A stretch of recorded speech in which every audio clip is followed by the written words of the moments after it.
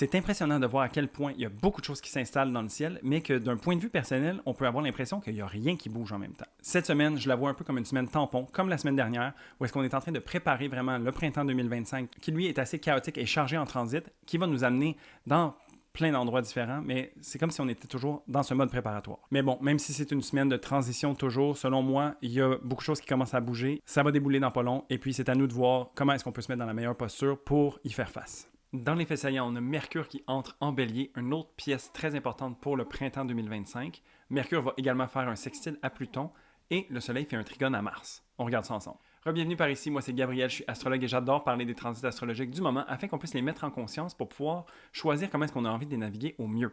Si tu as envie de rester à jour avec le ciel tout en gardant les pieds sur terre, je t'invite à t'abonner, à liker cette vidéo-là et à me dire en commentaire comment est-ce que tu anticipes cette semaine à venir. Cette semaine, on couvre du 3 au 9 mars 2025. Alors lundi, la journée est plutôt simple. Mercure va rentrer en Bélier, la Lune va entrer en Taureau et elle va faire un carré à Pluton. Donc, Mercure en Bélier, je disais que c'est une des pièces importantes à venir pour le printemps 2025. Pourquoi? C'est parce que il va y avoir, à partir du 15 mars, donc dans 2 semaines environ, une rétrogradation dans le signe du Bélier. Mais le signe du Bélier est bien investi cette année. On a déjà la rétrograde de Vénus qui est entamée, on va avoir la rétrograde de Mars, on va avoir également une éclipse et à la fin du mois, on a Neptune qui rentre aussi en Bélier. Donc on voit qu'il y a une concentration d'énergie ici et puis que chacun de ces éléments-là vient s'additionner pour créer quelque chose d'encore plus grand. Donc, c'est toujours important de porter attention à ça ici. Puis, l'entrée en Bélier est importante parce qu'on est à l'aube de cette rétrogradation. À partir du 1er mars, on était dans la période, j'aime pas vraiment le mot pré-ombre, c'est pour ça que je dis l'aube, je trouve ça plus poétique. Et c'est simplement de dire qu'il faut rester à l'affût de qu'est-ce que Mercure représente pour nous et qu'est-ce qu'il est en train de faire dans le ciel. Donc ici, c'est juste un petit son de cloche pour nous dire de porter attention à Mercure. Pour ce qui est de la Lune qui entre en Taureau, ça commence super bien la semaine. On a une Lune qui est exaltée, qui est ressourcée, qui est confortable où est-ce qu'elle se trouve. La Lune en Taureau nous permet de prendre soin de nous de façon matérielle, de façon bénéfique au niveau du corps.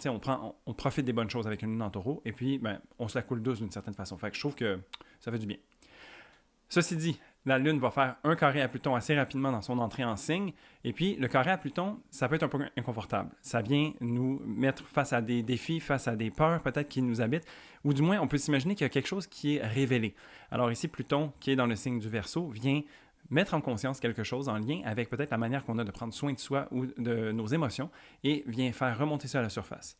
Ce qui est intéressant, c'est que la Lune en Taureau, elle est outillée pour pouvoir faire face à ce genre de défi-là. Et donc, c'est de prendre les trucs qui ressortent à bras-le-corps puis de faire au mieux avec. Je veux dire, c'est des informations qu'on peut traiter et puis on a le ground nécessaire, si on peut dire, avec une Lune en Taureau pour venir accepter un petit peu les choses qui sont révélées. Pour mardi, on continue la semaine de façon un petit peu cool. Alors, on a la Lune qui fait un sextile à Mars, un sextile à Saturne et une conjonction à Uranus. Donc ici, ce sont les planètes maléfiques qui sont en jeu et une planète qui est un petit peu une wild card que j'appelle. Ça, c'est Uranus. Alors, pour ce qui est de la Lune sextile Mars, on est confortable avec une Lune en Taureau, comme je disais, et puis avec Mars qui est redevenu direct depuis un certain temps déjà, l'action commence à bouger un petit peu. C'est sûr que Mars reste toujours en détriment dans le signe du Cancer, il est dans son signe de chute, et donc c'est pas l'action la plus dynamique ou la plus explosive. Mais ici, on continue en fait l'histoire de Mars rétrograde dans son ensemble, parce que là, on est dans la période du crépuscule, c'est comme après la période de rétrogradation, et on est en train de revisiter et de prendre action sur les éléments qui ont été mis en lumière pendant la rétrogradation. Et donc d'avoir un aspect positif entre la Lune et Mars, moi je trouve ça cadeau. Et puis on se rappelle que la Lune est la gouvernante de Mars à ce moment-ci, donc il y a vraiment un échange très positif qui peut en ressortir. La Lune qui fait son sextile à Saturne, ça vient nous aider à structurer un petit peu tout ça à l'intérieur puis faire du sens aussi de ce qui se passe. Oui, peut-être que les choses n'avancent pas aussi vite qu'on voudrait, puis on a l'impression que ça bouge très vite autour de nous, mais en même temps, on n'a pas nécessairement l'énergie qui est là. Je veux dire, le passage de relais qu'on a eu la semaine dernière entre Mars qui terminait sa rétrogradation et Vénus qui l'entame, il y a beaucoup de choses qui sont un petit peu à l'arrêt. C'est comme si on était immobile, mais que tout le monde tournait autour de nous en même temps. Donc, ça peut être un peu inconfortable, mais le fait que Saturne soit là pour nous supporter ou nous offrir des opportunités, ça vient nous donner un petit coup de pouce pour s'assurer que, à travers tout ça, on est bien et on est droit. La Lune qui fait sa conjonction à Uranus, c'est là qu'il y a peut-être une surprise qui se passe. Les conjonctions sont toujours ce que j'appelle un lancer de pile ou face. On ne sait pas trop dans quel sens ça peut aller. Tout dépend de la relation qu'on a à Uranus de manière générale. Mais ici, c'est peut-être qu'on prend soin de soi de manière nouvelle, surprenante. Est-ce qu'on fait quelque chose de différent, mais qui nous apporte un bénéfice? Est-ce qu'au contraire, il y a quelque chose on se sentait très bien, mais il y a un élément qui vient se rajouter qui fait en sorte qu'on est un petit peu déstabilisé et qu'on a besoin de se repositionner? Uranus, c'est une planète qui dérange, qui vient faire bouger les choses, puis une lune en taureau, bien qu'elle soit étudiée, elle aime ça, que ça soit confortable, que ça bouge pas trop. Fait que c'est là qu'il peut avoir une certaine forme de tension ou d'inconfort. À voir comment ça vient se placer pour vous, mais somme toute, avec le reste de la journée, je trouve que c'est quand même bénéfique ce mardi. Mercredi, la lune en taureau termine son passage avec un sextile à Neptune. Ensuite, elle entre en Gémeaux, où est-ce qu'elle va faire un trigone à Pluton et un sextile à Mercure. Et Mercure, quant à lui, va faire un sextile à Pluton. Donc, il y a vraiment une belle dynamique qui vient s'installer entre trois planètes principalement. Alors, la Lune qui fait son sextile à Neptune, c'est cool. On est en train de rêvasser un petit peu plus. On profite. On est dans notre intuition, dans nos ressentis. On accepte sa sensibilité. On accepte de goûter, en fait, à cette Lune en taureau qui, généralement, nous fait du bien. Et puis, on termine ça en beauté. La Lune qui entre ensuite en Gémeaux, on entre avec une Lune beaucoup plus nerveuse, qui a envie de bouger et qui a envie de tester plein de choses, qui a envie de goûter. T'sais. Alors, ici, justement, elle va se permettre de goûter à des choses amplement, parce qu'avec le trigone de Pluton, ça vient l'empuissancer, ça vient lui donner une espèce d'intensité qui fait en sorte qu'il y a peut-être beaucoup d'éléments à venir prendre en considération, ce que la Lune en Gémeaux est parfaitement outillée pour faire. Ensuite, la Lune qui fait son sextile à Mercure, c'est intéressant ici parce que Mercure vient d'entrer dans le signe du Bélier, donc il y a un côté beaucoup plus guerrier, beaucoup plus frontal et qui a envie de bouger les choses. Alors la Lune ici qui est en Gémeaux, qui est un petit peu plus nerveuse, un peu plus excitée aussi, il y a comme vraiment une belle dynamique qui s'installe où est-ce qu'on peut aller chercher beaucoup avec peu d'efforts. Parce que c'est comme si on ne se baderait pas des détails et on avance pour être certain de pouvoir avoir le plus de choses à se mettre sous la dent. Fait que ça, c'est vraiment intéressant ici. Mercure, quant à lui, va faire son sextile à Pluton. Pluton, qui est dans un signe d'air également, qui vient raviver un petit peu le feu de Mercure. Mercure, depuis quelque temps, était en Poisson, donc un petit peu plus tourné vers ses émotions, un petit peu plus sensible. Et donc, le fait d'avoir un Mercure fougueux, ça nous amène à aller plus loin. Et puis ici, le sextile de Pluton nous donne d'autant plus un petit coup de vent dans le dos pour nous propulser davantage. Ça serait pas étonnant qu'on ait certaines prises de conscience, mais je dirais quand même qu'il faut y aller à la hauteur de ce qu'on est prêt à encaisser parce que ça peut bouger très vite ici, et puis c'est de s'assurer qu'on ne se met pas dans une situation inconfortable. T'sais. Quand il y a beaucoup de volatilité, ben oui, peut-être que l'engouement est là, puis l'enthousiasme, mais c'est juste de s'assurer en fait qu'on respecte aussi notre niveau d'énergie. Jeudi, c'est là que la semaine commence à prendre une tournure où est-ce qu'il y a un peu plus de tension, mais honnêtement, globalement, ça se prend plutôt bien cette semaine-là. Donc, on a la Lune qui fait un sextile à Vénus rétrograde, une conjonction à Jupiter et un carré à Saturne. C'est là vraiment que le bas blesse. Le sextile à Vénus rétrograde, je veux dire, il se prend quand même plutôt bien. Hein, on a une lune qui a envie de vibrer, qui a envie de se laisser porter un petit peu par le vent, par les aléas de la vie. En aspect positif avec Vénus qui est un peu plus tournée vers elle-même puis qui est en train de faire un travail intérieur. Mais un travail intérieur en lien avec son authenticité puis en lien avec ce qui est vraiment important pour elle. Alors, on ne se soucie pas nécessairement des opinions de tout un chacun, on focus vraiment sur ce qui est important pour nous. Puis la Lune nous aide à aller chercher ça. Par la quantité d'informations qu'on est capable d'ingérer et de traiter, on est capable peut-être d'avoir des informations plus pertinentes par rapport à ce qui est important pour nous. Puis si on se permet d'être vraiment focalisé sur soi puis de ne pas se soucier de ce que les autres ont à dire ou à penser de nous, bien, ça peut nous permettre d'avancer très vite. Donc ici, bien, il y a quand même du momentum. La Lune qui fait sa conjonction à Jupiter, on continue dans l'abondance et dans l'exagération d'une certaine façon. Jupiter est dans le détriment dans le signe des Gémeaux. Donc, comme je disais souvent, c'est un petit peu comme une poule pas de tête qui court puis qui veut aller dans toutes les directions en même temps. La Lune, ben, elle trouve ça cool. Elle a envie de profiter de cette énergie-là puis de voir en fait jusqu'où elle peut aller. Ici, le bémol avec le sextile de Vénus et la conjonction à Jupiter, c'est de ne pas s'éparpiller. Parce que ça peut être facile de mettre le feu aux poudres et puis là, ça commence à péter d'un peu partout, à droite, à gauche. Et puis, on ne sait plus comment gérer parce qu'en fait, le chaos est devenu incontrôlable. Alors, vraiment, ici, c'est juste de rester groundé. C'est à la saveur du printemps qui s'en vient ce genre de dynamique-là, où est-ce que les choses vont s'accélérer davantage. Et puis nous, en tant qu'humains qui vient vivre la corrélation de tout ça dans un monde matériel, c'est de voir à rester groundé, à rester aussi à l'affût de toute cette énergie qui est déployée et puis voir comment est-ce qu'on la navigue au mieux. Tu sais, d'une certaine façon, c'est pas parce qu'on peut en prendre plus qu'on devrait nécessairement. Alors, il y a peut-être une certaine forme de restriction qui pourrait être intéressante à convoiter. Là, j'avoue que je dis ça puis je me surprends moi-même parce que c'est vraiment pas ce que les énergies nous montrent, mais en même temps, il y a le potentiel d'avoir un trop-plein ou d'avoir une indigestion par rapport à tout ce qui est disponible. Et puis, je crois que c'est là que la Lune qui fait son carré à Saturne entre en jeu en fin de journée, qui nous ramène à l'ordre d'une certaine façon.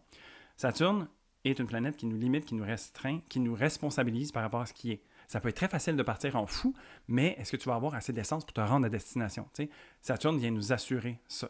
Saturne aussi, dans le signe des poissons, vient nous assurer qu'on se tient pour ce qui est important pour nous.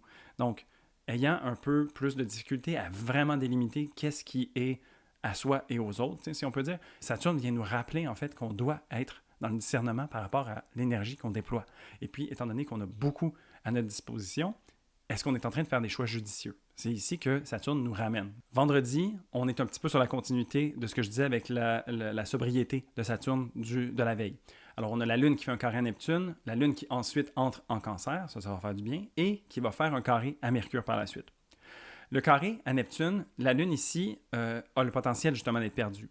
A le potentiel aussi d'être un peu frustré par rapport à la restriction que Saturne lui impose. Et donc, avec Neptune, on s'est comme, oui, mais OK, tout me dit que je pourrais aller par là, mais en même temps, je devrais peut-être pas. Puis en même temps, où est-ce que moi je me trouve, ça devient un petit peu étourdissant, puis on tombe dans la confusion. Donc ici, c'est ça l'avertissement, c'est qu'il y a un potentiel de confusion. Ensuite, ça se peut aussi qu'on a l'impression de faire des bons choix, mais que quand on se prend le pas de recul ou qu'on est face aux faits accomplis, on est comme, hey, attends, c'est même pas ça que j'avais en tête, puis finalement, le résultat m'intéresse pas du tout. Donc, pourquoi j'ai été par là? Je suivais mon intuition a tort, puis là, on commence à douter, puis c'est pas nécessairement intéressant non plus. Donc, ici, je dirais, prenons ce cool, attendons que la Lune entre dans le signe du Cancer. Parce qu'ici, la Lune en Cancer, elle va rentrer dans son signe de domicile. Elle a beaucoup plus d'outils, elle est beaucoup plus tournée vers elle-même et sur la protection de ce qui est important pour elle. Donc, ici, la Lune reconnecte à ses émotions, à ses intuitions, sait de quoi elle est faite et de quoi elle est capable, et donc, elle va opérer avec cette mentalité-là. On a été peut-être un peu dans l'excès, la veille surtout, mais avec une Lune en Gémeaux de manière générale, où est-ce qu'on a été moins dans... On a été plus dans la futilité, en fait. On a été moins dans la profondeur. Et puis ici, la Lune en Cancer revient à la maison, si je peux dire, pour s'assurer que tout ce chemin-là qu'on a fait aura valu la peine et aura fait du sens pour nous, aura été juste pour nous. Elle va faire un carré à Mercure, donc ça se peut que quand on se pose puis qu'on se dise « Attends, où est-ce que j'en suis? » ça fasse peut-être pas de sens. T'sais, on regarde les résultats, puis finalement, le jeu, on n'aura pas valu la chandelle. C'est pas nécessairement grave, ça, parce que ce qui est important avec la Lune en Gémeaux qu'on a eu précédemment, c'est de faire des expériences, de vivre des expériences. Ici, la Lune en Cancer nous ramène en fait à faire une synthèse de tout ça pour voir comment est-ce qu'on se sent par rapport à notre monde intérieur et émotionnel face aux expériences qu'on a vécues. Donc, peu importe c'est quoi qui se passe, ça se peut, oui, qu'on soit frustré parce qu'on a peut-être écopé des échecs ou on fait face à des situations où on doit reculer, mais de toute façon, c'est un petit peu ça la tendance des derniers jours. Étant donné qu'il y a énormément de rétrogrades à venir ou qui se sont terminés, on n'est vraiment pas dans l'endroit le plus tourné vers l'avant qui est dans un momentum perpétuel. On est vraiment dans cette espèce de recalibrage, de reconditionnement. Et puis, c'est parfait d'avoir ce genre de tension-là pour se restreindre un petit peu. Là, c'est vraiment mon côté capricornien qui sort, là. Mais c'est bien d'avoir un peu ces restrictions-là pour se permettre de vraiment être groundé et bien positionné pour les espèces de tumultes ou le chaos qui va s'en venir dans les prochaines semaines. Parce que j'ai vraiment l'impression qu'avec tout ce qui s'empile dans le prochain mois, il va falloir avoir les reins solides ou il va falloir garder les pieds sur terre le plus possible. T'sais. Et puis, j'ai vraiment envie que mes horoscopes servent à ça, justement, de vous aider, à vous donner des outils ou la perspective nécessaire pour rester groundé face à tout ce qui se passe autour de nous. Bref, tout ceci nous amène à samedi, où est-ce qu'on a un autre de nos faits saillants. Donc, on a le Soleil qui va faire un trigone à Mars, la Lune qui fait son carré à Vénus et qui va faire une conjonction à Mars. Donc, ici, le Soleil trigone Mars, c'est toujours intéressant, ça. Ça nous donne un bon coup de pouce, ça nous donne la volonté d'avancer et tout ça. Le Soleil, c'est notre identité, notre ego. Mars, c'est notre volonté d'action, notre affirmation de soi. Les deux travaillent ensemble, mais les deux sont dans des signes d'eau. Donc, on est vraiment connecté à notre monde émotionnel, puis c'est ce qui nous fait avancer. Si les ressentis ne sont pas là, si on ne le sent pas dans nos tripes, en fait, qu'on a envie de faire quelque chose, il va peut-être avoir de la difficulté à faire ça. Mars est dans son signe de chute, je le rappelle, et donc, c'est pas nécessairement le Mars le plus fougueux avec lequel on a à faire. Et donc, c'est peut-être de capitaliser cette énergie-là sur le travail intérieur qu'on est en train d'intégrer suite à la rétrogradation qu'on a terminée. Alors, de vraiment voir où est-ce qu'on en est, qu'est-ce que ça leur a voulu dire pour nous. T'sais, on a eu à faire face à soi-même d'une certaine façon à travers la rétrogradation de Mars. Et puis ici, d'avoir le Soleil qui est en aspect positif et de support avec Mars, c'est de voir, OK, mais qu'est-ce qu'on fait maintenant qu'on a fait face à qui on était? Maintenant, dans quelle posture est-ce qu'on a envie de se placer? Pas nécessairement pour agir maintenant, mais pour agir dans les prochaines semaines. La Lune qui fait un carré à Vénus, rétrograde, certaines frustrations peut-être en lien avec le relationnel, en lien avec nos choix, nos valeurs, tu sais. Mais ici, on a une Lune qui est chez elle, qui priorise notre bien-être et notre confort, d'une certaine façon, émotionnel, face à une Vénus qui a envie de repousser les limites, qui a envie de faire fi un petit peu des standards sociaux ou du bien-paraître. Donc, c'est de voir à la hauteur de quoi est-ce qu'on est prêt à faire ça, tu sais. Oui, peut-être qu'il y a certaines choses qui deviennent claires comme de l'eau de roche, qu'il faut qu'on change. Mais après ça, est-ce qu'on est prêt à assumer ça ici? C'est là qu'il peut y avoir une disparité, puis c'est là qu'il ne faut pas oublier que en tant qu'humain, on est constitué de plusieurs parties de soi-même, si on peut dire. Et puis, il peut y avoir une partie de soi qui est incarnée par une Vénus en bélier rétrograde qui a envie de faire « fuck you tout le monde, moi je fais les choses à ma manière, puis c'est comme ça. Et on a aussi une lune en cancer qui reconnaît sa vulnérabilité et son besoin de peut-être ralentir et de prendre le temps de se nourrir, en fait, avant de pouvoir agir. Donc, c'est de voir comment est-ce qu'on peut venir répondre à chacune des parts de soi afin de répondre à leurs besoins individuels et voir où est-ce que ça nous amène. C'est pas de choisir un ou l'autre, ce qui ferait vraiment un aspect de carré de base. C'est de voir comment est-ce qu'à travers ce conflit-là, une troisième voie peut émerger. La Lune qui fait la conjonction à Mars, bon, c'est toujours une relation qui peut être un petit peu ambivalente, qui peut créer des irritations, des frustrations. Mais ici, je trouve que la relation de la Lune à Mars depuis le début de la semaine est quand même positive. Et donc, c'est de voir comment est-ce que Mars permet de faire le travail intérieur, continue de faire ce travail-là, couplé de la Lune qui est à la maison. T'sais, on peut vraiment s'imaginer qu'on a un guerrier qui est au repos à la maison, puis là, il y a quelqu'un qui est là pour lui faire le repas, pour s'assurer qu'il y a un bain chaud qui est coulé le soir, pour s'assurer que tous ses besoins sont répondus. Fait que, tu sais, Mars peut peut-être se permettre de se la couler douce un petit peu. T'sais, on peut faire ce choix-là. Parce que quand on a une conjonction, quand je dis que c'est un aspect qui est un petit peu pile ou face, c'est que il n'en revient qu'à nous, en fait, de voir comment est-ce qu'avec notre libre arbitre, on a envie de vivre ce genre d'émotion-là. C'est sûr qu'il y a des circonstances qui peuvent être atténuantes ou qui peuvent nous amener nous pousser dans certaines directions, mais si on prend vraiment ce pas de recul et qu'on focalise sur soi, ce qui est raccord avec les énergies du moment, bien, comment est-ce qu'on se permet d'agir, puis comment est-ce qu'on se permet aussi d'être dans la non-action ou d'être dans une action qui est plus tournée vers le bien-être personnel plutôt que l'action tournée vers l'extérieur. Pour finir la semaine, dimanche, on a la Lune qui fait un trigone à Saturne, un sextile à Uranus et un trigone à Neptune. Donc, on finit quand même sur une belle note. On finit avec une Lune qui continue sa structuration avec Saturne, mais ici en mode trigone, où est-ce qu'il y a vraiment un support qui est offert. Saturne, dans son penchant positif, elle est là pour structurer les choses, pour être constructive. Ça ne veut pas dire que c'est des efforts en vain ou qui sont gratuits. Il faut mettre l'effort quand on a un contact avec Saturne. Mais ici, c'est avec le pari que ça va être plus positif que négatif, même si on risque d'user un petit peu de jus de coude ou d'avoir quelques petites sueurs. Tu sais, grosso modo, ce que ça veut dire, étant donné que Saturne est aussi dans un signe d'eau autant que la Lune, c'est qu'on a vraiment besoin de prendre soin de soi à cette période-là. Je crois qu'on reste dans une espèce de moment assez charnière de l'année 2025, puis on a besoin de se nourrir soi en premier afin d'être dans la meilleure posture pour faire face à ce qui pourrait peut-être venir devant nous. T'sais. Et puis là, je ne veux pas qu'on tombe dans la peur nécessairement, c'est plutôt que, sachant qu'il y a beaucoup de choses qui s'empilent, puis qu'on est une seule personne qui va être un petit peu au milieu de tout ce tourbillon-là, il faut s'assurer d'être dans la meilleure posture possible, et c'est ça que Saturne vient nous aider à acquérir. Ensuite, la Lune qui fait un sextile à Uranus, des solutions intéressantes, des façons de voir ce qui se passe autour de nous de manière différente aussi. Je crois que ça peut vraiment être bénéfique de capitaliser là-dessus et de rester flexible. Tout autant qu'avec le trigone de Neptune qui vient nous aider à nous raccorder à notre intuition qui a peut-être fait un peu défaut un peu plus tôt, où est-ce qu'on a eu des doutes et tout ça. Mais ici, voyons-le comme les doutes qu'on a eus nous ont amenés à peut-être avoir une posture différente qui fait en sorte que maintenant, à la fin de cette semaine-ci, on est plus aligné par rapport à où est-ce qu'on était au préalable. Fait que des fois, c'est de vraiment voir qu'il y a certaines choses qui peuvent être perçues comme des embûches à court terme, mais qui peuvent être vraiment bénéfiques à plus long terme. Donc, c'est vraiment d'être dans une forme de non-jugement, de rester flexible et de voir en fait que ce qu'on est en train de construire, c'est pas quelque chose qui se fait en 2-3 jours, c'est quelque chose qui se vit sur une période de temps plus large et qui finit par nous bénéficier sur la durée. Donc, une semaine quand même assez intéressante, qui est un peu plus smooth, je dirais, que ce qu'on a vécu peut-être précédemment ou que ce qui s'en vient dans les prochaines semaines. Alors, profitons-en pour prendre ça tel que ça vient. La semaine prochaine, dans les faits saillants, on a Mercure qui fait sa conjonction à Vénus rétrograde, on a le Soleil qui fait sa conjonction à Saturne, on a notre première éclipse de 2025, une éclipse lunaire en Vierge, le Soleil va faire un sextile à Uranus et Mercure va entamer sa rétrogradation. Donc, un bon programme, mais heureusement, vous êtes par ici, on va vivre ça au mieux. Sur ce, je te souhaite une excellente semaine. Si tu as aimé cette vidéo-là, n'hésite pas à y mettre un pouce et à m'écrire en commentaire comment est-ce que tu anticipes la semaine à venir. Je crois que c'est encore une fois une semaine qui est un petit peu tampon, qui nous permet de vraiment se positionner pour ce qui est à venir, parce que je le répète un peu à chaque horoscope, mais c'est un petit peu comme ça que moi je le vois, puis comment que moi je me prépare. Alors, il y a beaucoup de choses à venir dans les prochaines semaines. Mettons-nous dans la meilleure posture possible. C'est ça mon adage. Si tu as envie de travailler avec moi puis aller un petit peu plus en détail sur comment est-ce que tu peux vivre cette période-ci, je t'invite à m'écrire sur Instagram ou par courriel, puis on s'organise pour trouver un moment qui nous plaît aux deux et qui fonctionne pour qu'on puisse travailler ensemble sur du prévisionnel ou sur ta carte du ciel. Et donc, encore une fois, merci beaucoup d'être par ici. J'apprécie vraiment de voir qu'il y a des gens qui écrivent, qu'il y a des gens qui sont au rendez-vous à chaque semaine. Ça me touche vraiment beaucoup et je suis très reconnaissant. Et puis moi, je vous dis à très bientôt dans une prochaine vidéo.